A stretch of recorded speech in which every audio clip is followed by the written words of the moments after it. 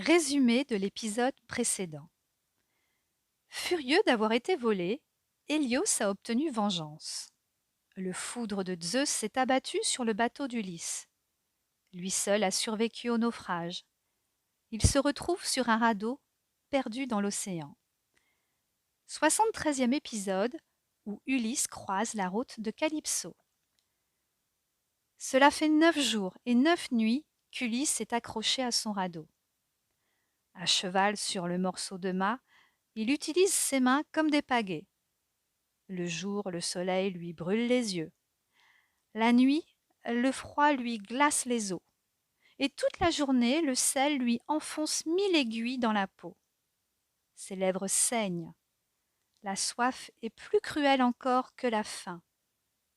Il sombre peu à peu dans une semi-inconscience, n'entend plus que le cri des mouettes et le clapotis des vagues. C'est alors que la mer dépose le naufragé épuisé sur une plage de sable doux.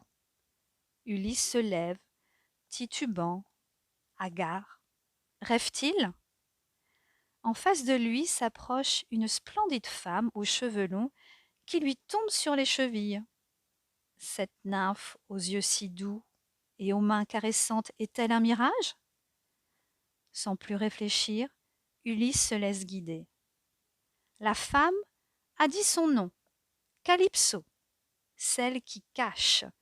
Puis, elle a mis un doigt sur ses lèvres et a conduit en silence Ulysse dans sa demeure, une grande caverne devant laquelle pousse une vigne chargée de grappes mordorées. Ulysse n'a jamais vu d'endroit aussi reposant. De grands feux sont allumés, dans lesquels des servantes ont jeté des bois au parfum odorant, eucalyptus et thuya. Pour atteindre la grotte, il faut franchir une belle prairie où serpentent 4 ruisseaux aux eaux cristallines. Des bouquets d'iris, de lavande, de violettes parsèment le vert tendre de l'herbe. De hauts cyprès et des peupliers noirs bruissent dans le vent frais et entourent la caverne de Calypso. Ulysse écoute le chant des oiseaux, regarde le vol majestueux des faucons. Il boit le vin fort que Calypso lui sert et tout l'enivre. Vivant, il est vivant. Calypso lave son corps fatigué, elle lui offre du pain, des fruits et son lit. Le naufragé sauvé des eaux ne réfléchit pas, ne réfléchit plus. Il se croit au paradis. Les jours et les mois passèrent. Sur cette île enchantée, Ulysse reprit des forces.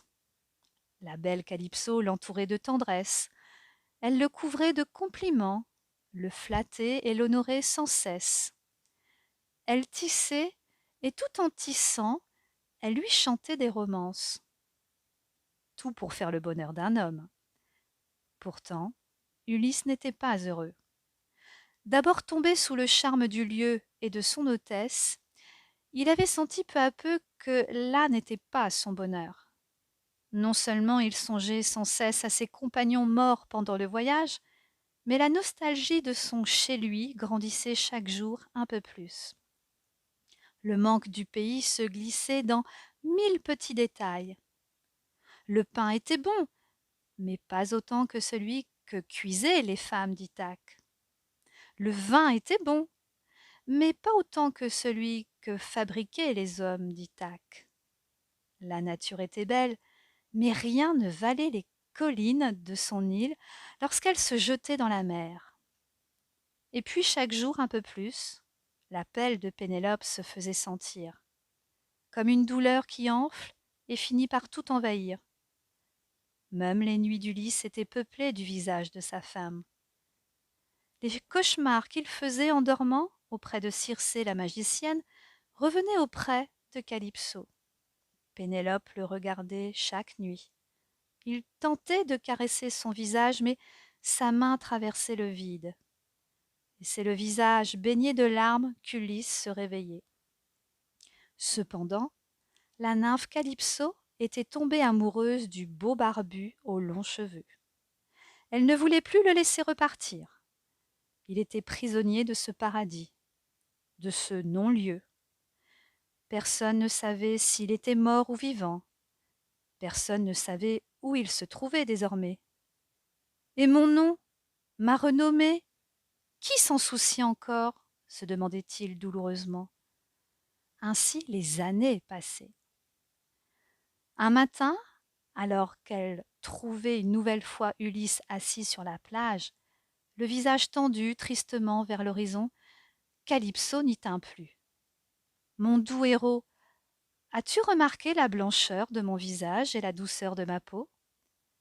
Ulysse sourit devant ce qu'il prit pour une coquetterie. Mais oui, belle nymphe, tu as une peau de lait, pas une ride n'en trouble la surface. Très sérieusement, Calypso continua.